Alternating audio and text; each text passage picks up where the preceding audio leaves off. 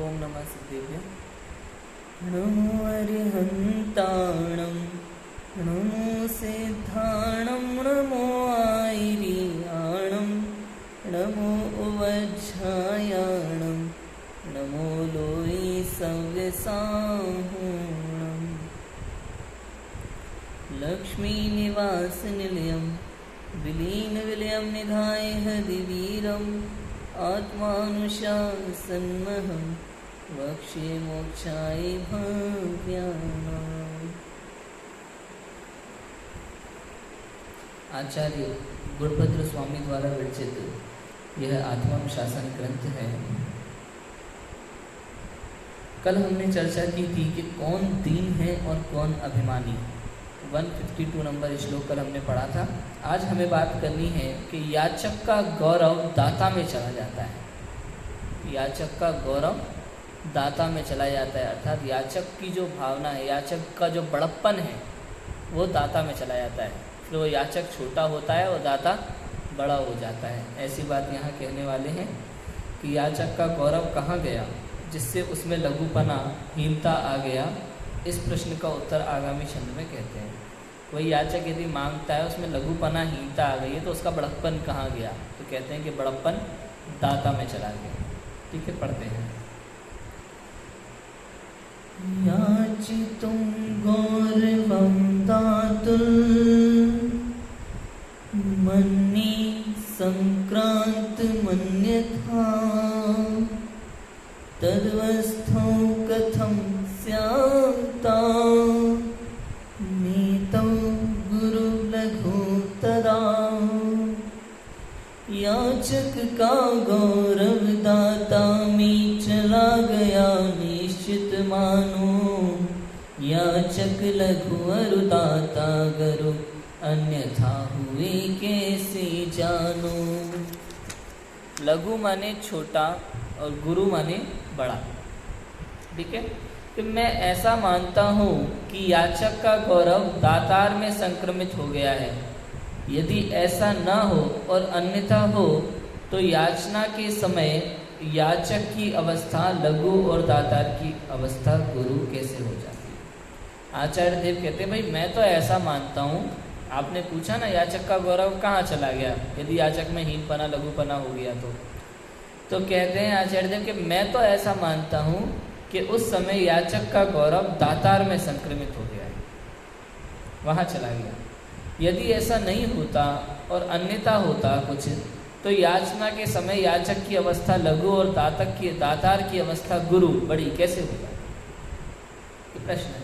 भावार्थ में क्या लिखते हैं, बहुत छोटी सी बात है कि यहाँ उत्प्रेक्षा अलंकार करके आचार्य देव कहते हैं कि हमें ऐसा भाषित होता है कि पहले याचक और दातार दोनों एक समान थे। आप सामान्य जीव देख लो भाई, जान ना पहचान, मिले जुले नहीं। अभी तो तुम भी मनुष्य हो, हम भी मनुष्य हैं, किसी से कोई लेना देना नहीं है, ना छोटा ना बड़ा। ठीक है, समान थे। परंतु जिस समय याचक याचना करता है और दातार देता है उस समय याचक का बड़प्पन दातार में चला गया, इसलिए याचक हल्का हीन हो जाता है और दातार महंत अर्थात उच्च हो जाता है। जहां आपने किसी से मांगा वहां आप छोटे हो गए तुरंत, और वो बड़ा हो गया। अब वो बड़ा हो गया। अभी दोनों समान थे, कोई दिक्कत की बात नहीं थी। आपने किसी से मांगा, आप छोटे हो गए, वो बड़ा हो गया।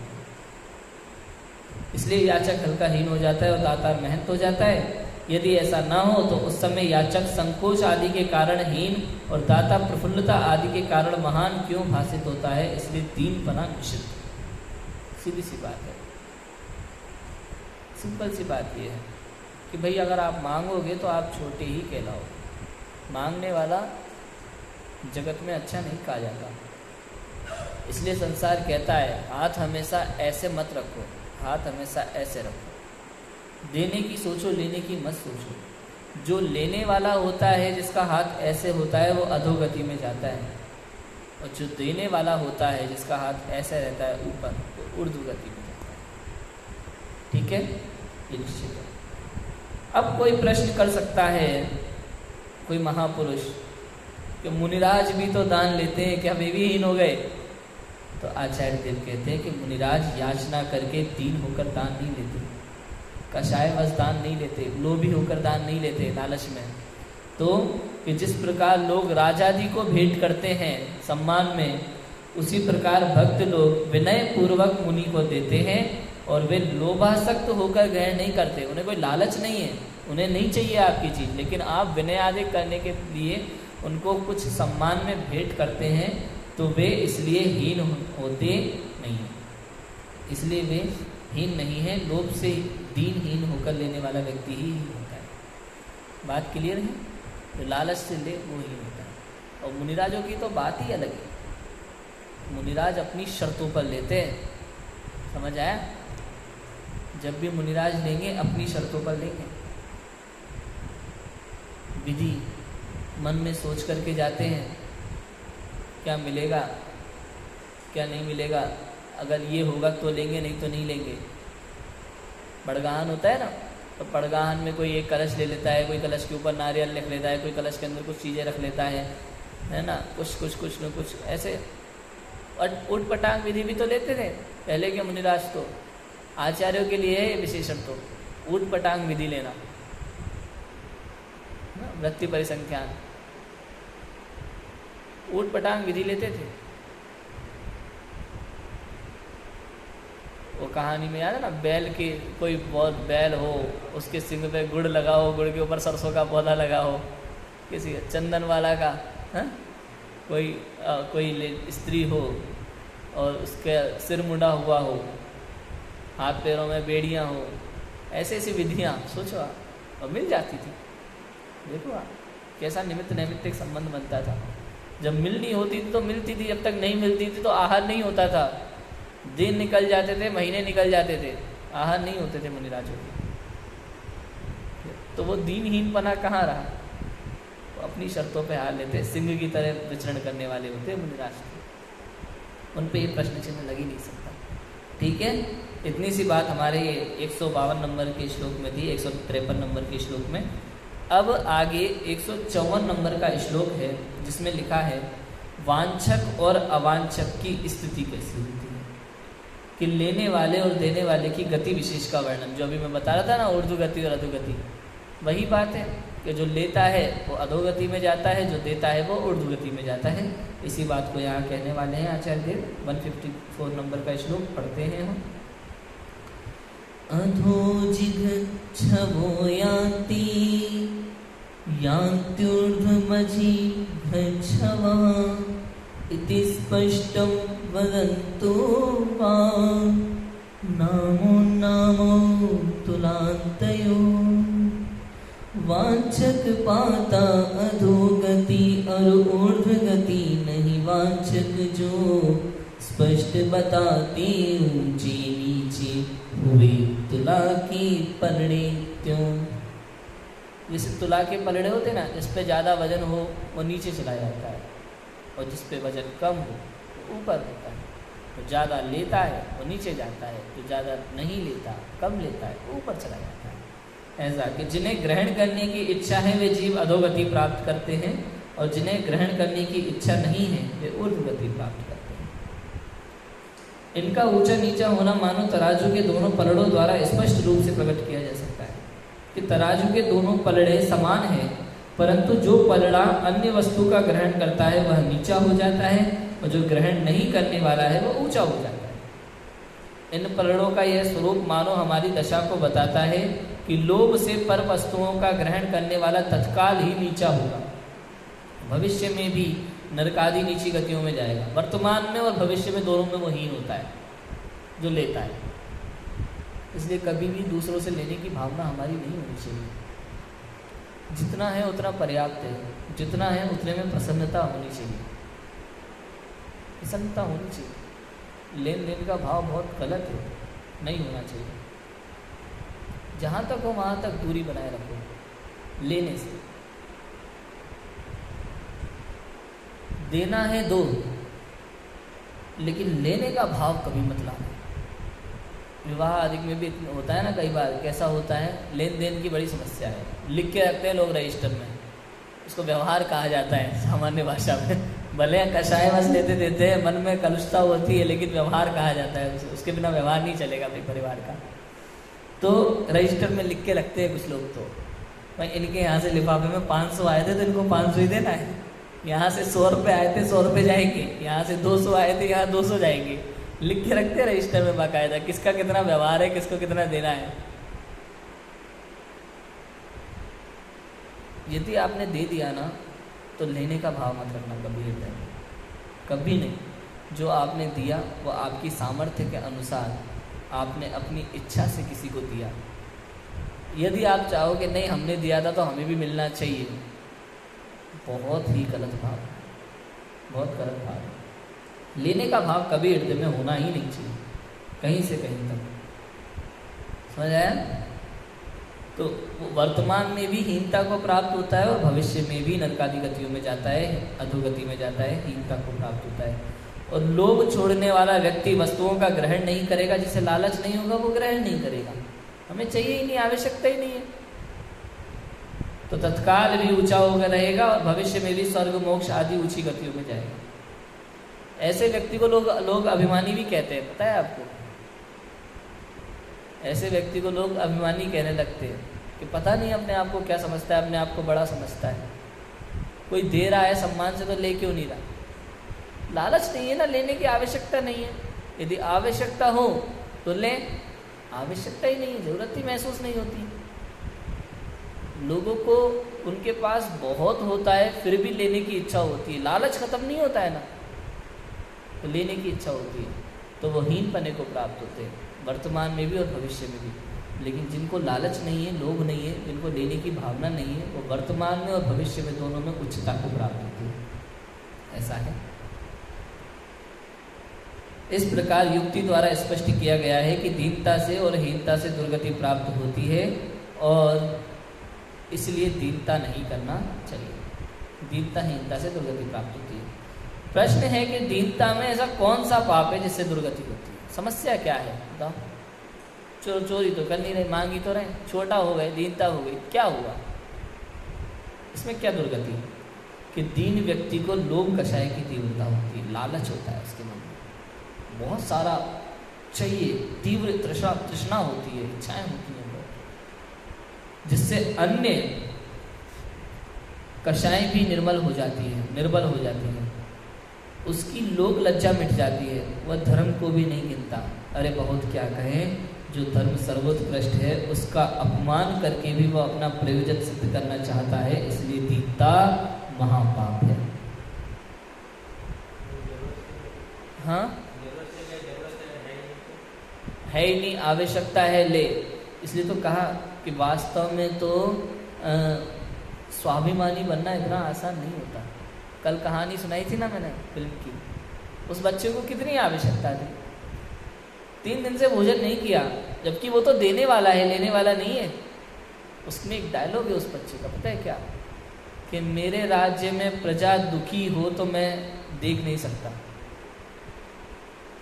उसका एक डायलॉग है, मेरा राज्य, वो अपने दादा का एक पुराना डायलॉग ले, पिता के मुझसे सुन लिया था कभी दादा का डायलॉग, तो वो याद रखता है उसको कि मेरे राज्य में प्रजा दुखी हो मैं देख नहीं सकता। ऐसी भावना होती है मन में, देने की भावना होती है, लेने की नहीं। यहाँ तो उल्टा प्रजा के मुंह से निवाला छीन ले राजा लोग, नेता लोग, ऐसा है अभी तो। ये आदर्श है, ये आदर्श होते हैं छोटे छोटे बच्चे भी। पता है लोग कहते हैं बड़ों से सीखना चाहिए, मैं कहता हूँ बड़ों से ही क्यों सीखना चाहिए? जो सिखा दे उससे सीख लो। क्यों बड़ों से ही क्यों सीखना चाहिए? कई बार ऐसा होता है कि बड़े बड़े लोग भी महा अपराधी होते हैं, गलत कार्यों में लिप्त होते हैं, हमारे बड़े लोग भी। और कई बार ऐसा होता है कि छोटे छोटे बच्चे इतनी ज्ञान की बात कह जाते हैं कि क्या बताएं। सोचो, राजा सिद्धार्थ है और बालक वर्धमान है, किससे सीखना चाहिए? माता त्रिशला, चंदनवाला, किससे सीखना चाहिए? सिद्धार्थ से कि बालक वर्धमान से? तो छोटा है, छोटा हो भले, लेकिन ज्ञान में बड़ा है। ऐसा होता है कई बार, छोटे छोटे बच्चे भी, उनके पूर्व के संस्कार होते हैं, स्वाध्याय होता है, ज्ञान की इतनी प्रबलता और प्रगाढ़ता होती है, निर्मलता होती है कि वो बड़े बड़े लोग परिवार के बड़े लोग हों, कोई भी हो, उन सबसे महान बातें करता है।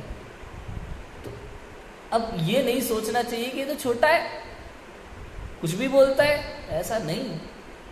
आप देखो तो सही वो बात क्या कह रहा है, उस बात की गहराई को तो समझो, तभी तो समझ में आएगा। बात समझ में, आयु से कोई फर्क नहीं पड़ता, आयु से कुछ नहीं होता, ज्ञान महत्वपूर्ण होता है। क्लियर है? छोटे से भी सीखना चाहिए, ऐसा होता है। बहुत क्या कहें, जो धर्म सर्वोत्कृष्ट है उसका अपमान करके भी वो अपना प्रयोजन सिद्ध करना चाहता है। ऐसे बहुत से लोग हैं संसार में, आप कहानियां सुनोगे जिनकी जिंदगी उधारी पे चलती है। उधारी पे पता चला जहाँ रहते हैं वहाँ आस पड़ोस के सारे जितने भी दुकानदार हैं, जितने भी अड़ोसी पड़ोसी हैं, सबसे उधार ले लेके बैठे रहते हैं और देने के टाइम पे गायब हो जाते हैं, कुछ ना कुछ बहाने रहते हैं उनके पास। ऐसे कई लोग हैं संसार में जिनका पूरा जीवन ही लेने पर चलता है, और वो किसी बात की उनको लोक लज्जा समाप्त हो जाती है उनके मन से। कोई कितना ही कुछ भी कह दे, गालियाँ भी दे देता है ना कोई, कि ज़िंदगी भर उधार मांगते हो, टाइम पे कर्ज लौटाते नहीं हो, ऐसा करते हो वैसा करते हो, दुनिया भर की भला बुरा कह दे तो भी उसको फ़र्क नहीं पड़ता, लोक लज्जा समाप्त हो जाती है उसकी पूरी तरह से। बहुत क्या कहें, जो धर्म सर्वोत्कृष्ट है उसका अपमान करके भी वो अपना प्रयोजन सिद्ध करना चाहता है। इसलिए दीनता महापाप है, दीनता महापाप है। देखो आगे 155 नंबर के श्लोक में आचार्य देव दरिद्रता की श्रेष्ठता बता रहे हैं, गरीबी की श्रेष्ठता, दरिद्रता की श्रेष्ठता, कि याचकों की मनोकामना पूर्ण न करने वाले ऐश्वर्य से दरिद्रता अच्छी है। ये बात आगामी चल में कहते हैं। अब देखो बात, याचक, पहले तो मांगना अच्छी बात नहीं है, मांगना नहीं चाहिए, और किसी ने मांग लिया और तुम्हारे पास है और तुमने नहीं दिया तो तुम उससे भी बड़े हीन हो गए। ये बात है, समझ में आया? तो ऐसा नहीं देने वाला उससे भी बड़ा हीन है होते हुए, नहीं है तो कोई बात नहीं, वो अलग बात है, लेकिन आपके पास है और आप नहीं देते तो आप उससे भी ज़्यादा हीन हो गए, अधोगति में प्राप्त होने वाले। देखो क्या लिखा है, पढ़ते हैं। सस्वमाशास्ति सर्वे न स्वं तत्सर्वतल्पियत् अर्थि वै मुख्य संपादी सस्वत्वानिस्वतावरम। सभी धनिक से आशा रखती वह न दे सके सबको धन, याचक विमुख होई धनपति से अतः श्रेष्ठ होना निर्धन। कि यदि आपके पास बहुत धन है और आप में देने की क्षमता नहीं है, भावना नहीं है, तो इससे अच्छा तो आप निर्धन होते तो बढ़िया था, ये कहते हैं। उससे अच्छा तो निर्धन श्रेष्ठ है, और वास्तव में ऐसा देखने को मिलेगा आपको संसार में। निर्धन व्यक्ति देने के पहले इतना नहीं सोचता जितना धनी व्यक्ति सोचता है। पूरा हिसाब किताब रखता है दुनिया भर का, पूरा टोटल। मैंने तो यहाँ तक देखा है कि कोई निर्धन व्यक्ति जिसके पास मान लो जेब में 2,000 रुपये हैं, 2,000 रुपये जेब में, उसकी आवश्यकता है उसको, फिर भी किसी ने अपनी कोई ज़्यादा आवश्यकता बता करके उससे 2,000 रुपये मांग लिए तो वो दे देता है, सोचता नहीं है, ले ले, अपना कुछ और देख लेगा, काम चला लेगा। लेकिन कोई धनी व्यक्ति इसके पास करोड़ों पड़े हों, उससे कोई 2,000 रुपये मांग ले, देना तो छोड़ो, 10 बातें पूछेगा और धुतकार के भगा देगा, उल्टा ज्ञान दे देगा, बेइज्जती और कर देगा, अपमानित और कर देगा। ये आपको देखने मिलेगा जगह, बहुत जगह ऐसा होता है। लिखा है इसलिए सभी लोग धनी व्यक्तियों से आशना करते हैं और सभी को तृप्त कर सके ऐसा धन किसी के पास नहीं हो सकता। इसलिए याचकों को विमुख करने वाले धनी से तो धन रहित होना ही अच्छा है। देखो गजब की बात है, याचक को विमुख करने वाले धनी होने से तो धन रहित निर्धन होना ही बहुत अच्छा है। ये बात बिल्कुल परम सत्य है। और दूसरी बात, यदि आपके पास बहुत सारा धन है, आप किसी को देते भी हैं और उसका हिसाब किताब यदि आप रखते हैं तो उसमें दान की भावना नहीं होती, उसमें किसी की मदद की भावना नहीं होती, उसमें भावना होती है नाम आदि की, लोभ आदि की, दुनिया भर की भावनाएं होती है, लेकिन देने की भावना नहीं होती। देने वाला देने के बाद भूल जाता है, उसे कहते हैं दान। जो देने के बाद जीवन भर याद रखे, रिकॉर्ड रखे, उसको दान नहीं कहते, उसको मदद नहीं कहते। समझ आया? उसको कहते हैं मान। मान मतलब स्वाभिमान नहीं, यहाँ मान मतलब अहंकार, कषाय। ये कषाय है, ये लालच है, लोभ है, ये व्यापार है, व्यापार एक तरह का। बात समझ में आई? ऐसा होता है। यदि कोई ऐसा माने कि धनवान होने से अभिलाषियों के मनोरथ पूर्ण किए जा सकते हैं, इसलिए धनवान होना अच्छा है, परंतु सभी अभिलाषियों की मांग पूरी कर सके इतना धनी व्यक्ति तो कोई होता नहीं है। इच्छाएं तो लोगों की बहुत है, आप पूरी कर सकते नहीं हो, और आप इच्छाएं लोगों की पूरी नहीं कर सकते, इससे तो निर्धन हो जाते तो बढ़िया था। इस तरह से भी आप देखो तो सीमित धन होने पर भी सभी लोग उसकी आशा रखेंगे, और सभी की आशा पूरी ना होने पर से वे दुखी होकर विमुख हो जाएंगे। सबकी अनेक प्रकार की आशाएं रहती हैं, इच्छाएं रहती हैं, उनकी पूरी नहीं होंगी तो विमुख होंगे, आपसे दुखी होंगे। तो इसलिए ऐसा धनवान होने से तो निर्धन होना ही अच्छा है। निर्धन होने से कोई उससे आशा रखेगा ही नहीं। प्रत्यक्ष देखो कि धनवान के राजा, मित्र, स्त्री, पुत्र, याचक आदि सभी दिखाई देते हैं, परंतु निर्धन का कोई दिखाई नहीं देता। इसलिए दातार होने की चाह से धनवान होने की इच्छा करने में लोभ और मान की तीव्रता समझना चाहिए। समझ आया? दातार होने की चाह हो, धनवान होने की इच्छा हो, तो उसमें लोभ और मान आदि की तीव्रता होती है। जो स्वयं पुण्य के उदय से धनवान हो और धन का पूर्ण त्याग न कर सके, तब दान देने से कुछ लोभ का त्याग होने पर उतना ही भला होता है, इसलिए उन्हें दान देने का उपदेश देते हैं। यहाँ दान के छल से धनवान को भला जानना उचित नहीं है। दान के छल से धनवान को भला जानना उचित नहीं है। दान का उपदेश दिया है, भाई तुम्हारे पास धन बहुत है, आप त्याग नहीं कर पा रहे तो दान दो, लेकिन दान के छल से वो धनवान भला जानना उचित नहीं है उसे, वो भला आदमी नहीं हुआ। हाँ, महारथी कर्ण जैसे दानी बहुत कम है। जो हिंदू परंपरा में हमने महाभारत पढ़ी है, कर्ण का स्वरूप हमने पढ़ा है, उसका दान एक अलग रूप का था। किमिच्छिक दान देता था, वो राजा था, जो मांगे वो देगा। ऐसा नहीं अपनी शर्तों पे कि हम तो आपको यही देंगे, लेना है तो लो, नहीं तो मत लो, इतना ही देंगे। और उसमें भी कई तरह की शर्तें हो जाती, भाई जाति कौन सी है उस हिसाब से देंगे, भाई आयु कितनी है उस हिसाब से देंगे, भाई आपकी गरीबी अमीरी कितनी है, राशन कार्ड लेके आओ उस हिसाब से देंगे। ऐसा कुछ नहीं, जिसको जो जो जो भी मांग ले, आवश्यकता अनुसार जो चाहिए आपको वो लेके जाओ। यदि मेरे पास है तो मैं दूंगा। कोई अगर उसका राज्य भी मांग ले तो पूरा राज्य दे देगा वो। इंद्र ने रूप बना करके, बदल करके कर्ण और वो कवच मांग लिए थे ना, कुंडल कवच, वो भी उसने शरीर का अंग काट के दे दिया था, सोचा नहीं एक बार भी, जो मांगा दे दिया। इसे कहते हैं दानी, इसे कहते हैं दानी। दान देने के पहले आपको सोचना पड़े, आपको बहुत सारे विचार करने पड़े दुनिया भर के, तो वो दान नहीं है, वो मान है। वो दान नहीं है, वो मान है, ऐसा होता है। समझ आ गया? तो यहाँ दान के छल से धनवान को भला जानना उचित नहीं है।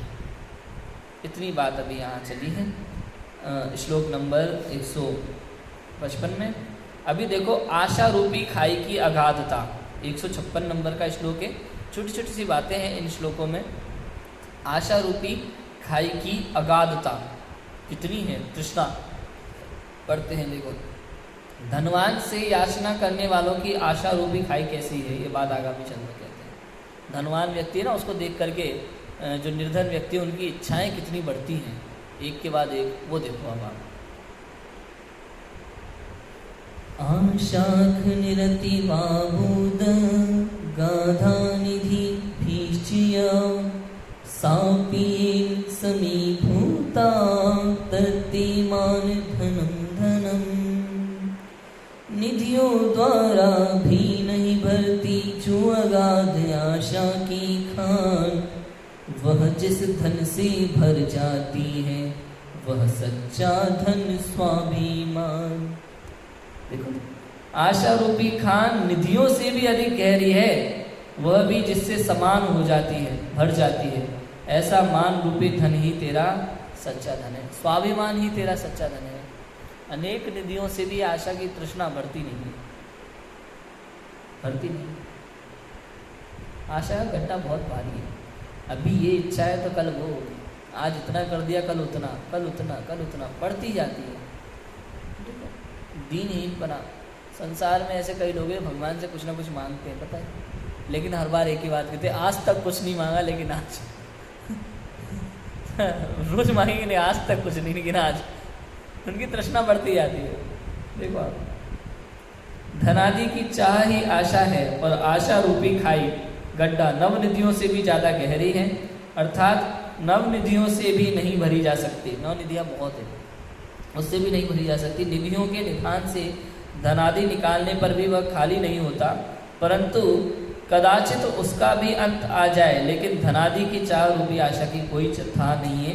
नवनिधियाँ मिलने पर भी आशा रूपी गड्ढा खाली ही रहता है। इससे ज्ञात होता है कि उन निधानों से भी अधिक अथाह आशा रूपी गड्ढा है।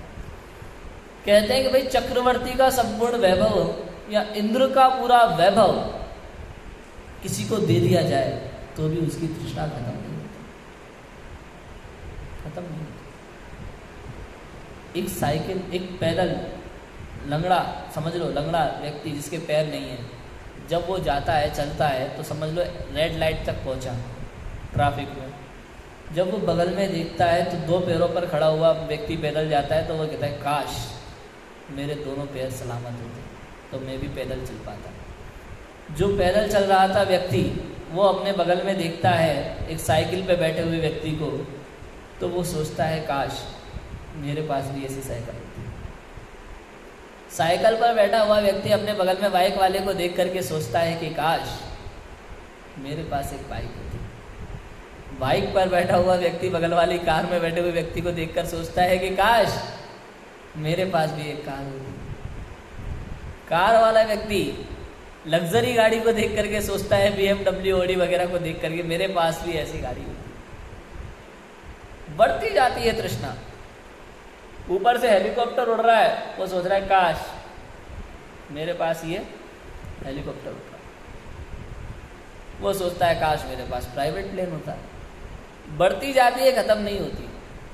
तृष्णा की खाई खूब भरी पर रिक्त रही वह रिक्त रही। युग युग से इच्छा सागर में प्रभु गोती खाता आया हूँ।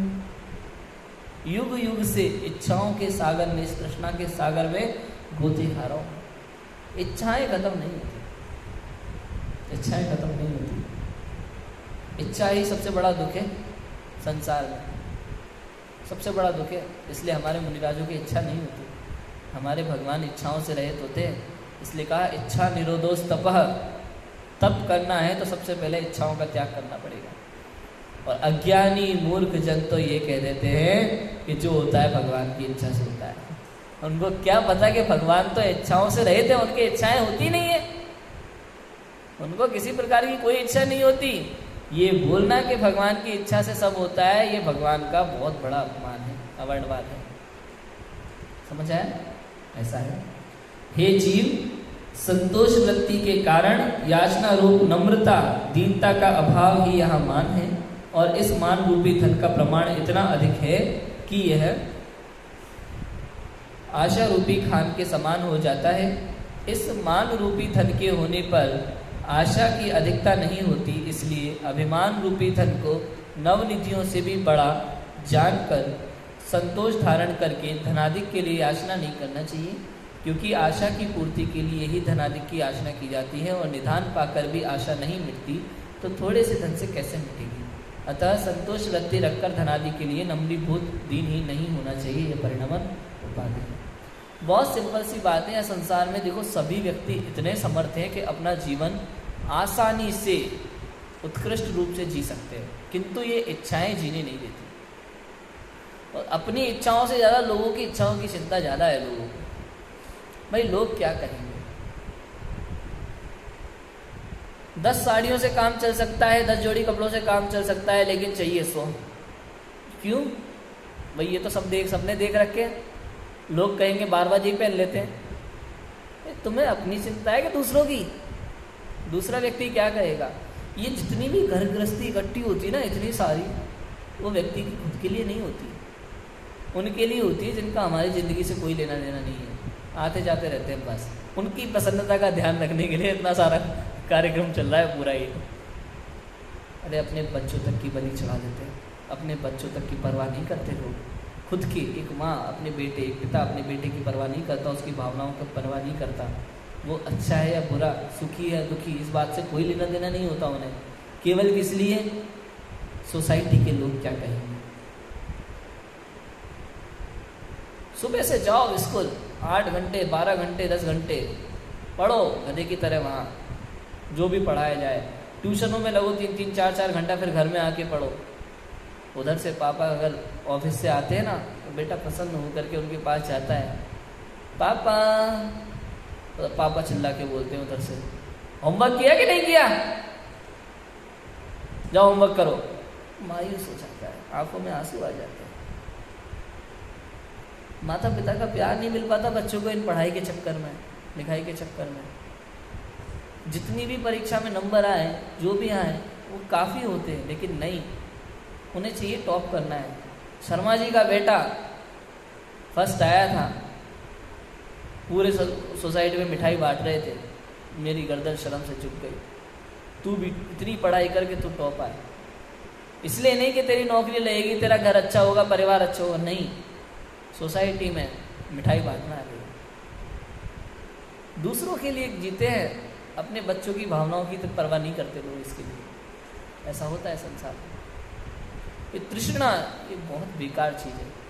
बेटा अच्छा काम कर रहा है, अच्छी जॉब कर रहा है, सब कुछ अच्छा कर रहा है, लेकिन कोई बात नहीं, हमारे बेटे की अगर 10,000 सैलरी है और हमारे पड़ोसी के बेटे की 1 लाख सैलरी है, तो इस बात का दुख है कि उसकी 1 लाख सैलरी है, तेरी 10,000 है। इस बात का दुख नहीं है कि तेरी 10,000 सैलरी है, दुख इस बात का है कि पड़ोसी की 1 लाख सैलरी है और तेरी 10,000 है। बात समझ में है कि नहीं है? 10,000 में उसका खर्चा बढ़िया चल रहा है, 1 नंबर, अच्छे से खा रहा है, अच्छे से रह रहा है, अच्छे से पहन रहा है, सब कुछ अच्छा है, लेकिन समस्या क्या है कि पड़ोसी की 1 लाख है। हमें उसकी तरह होना है। अगर हमारा काम मोटरसाइकिल से चल रहा है तो मोटरसाइकिल से नहीं चलाना, पड़ोसी के पास कार है तो हमारे पास भी कार। पड़ोसी और रिश्तेदारों को देख देख करके, अपने से बड़े को देख देख करके दुखी होता है, और इसकी तृष्णा कभी खत्म होती नहीं है, और इस दुख का इस संसार में कोई इलाज नहीं। ये भ्रम से दुखी है। पंडित टोडरमल जी मोक्ष मार्ग प्रकाशक में कहते हैं कि भ्रम जनित दुख दूर करने का उपाय है भ्रम को दूर करना। समझ में है? भ्रम जनित, भ्रम से जिस दुख का जन्म हुआ है, उस दुख को दूर करने का उपाय क्या है कि वो भ्रम दूर कर ले। जो तेरे अंदर में भ्रम पड़ा हुआ है ना कि इन सब चीज़ों से सुखी होते हैं, इस भ्रम को दूर कर, तो तू वर्तमान में सुखी हो जाएगा। तो दुनिया की आशाओं से जीना छोड़ दे, तो अपना जीवन अपने हिसाब से, अपने तरीके से आराम से जी। जो सही है, जो उचित है, वो निर्णय ले, वो कर, तो सुखी रहेगा। दूसरों को देख देख के चलेगा तो जीवन भर दुखी रहेगा। ये तृष्णा कभी खत्म होने वाली नहीं है। इतनी बात अभी हमने की है। आगे कल आशा रूपी खाई भरने का उपाय, तृष्णा का परित्याग इत्यादि की चर्चा आएगी, जिसकी चर्चा हम कल करेंगे। अभी की बात को विराम देते हैं। ओम नमः शिवाय।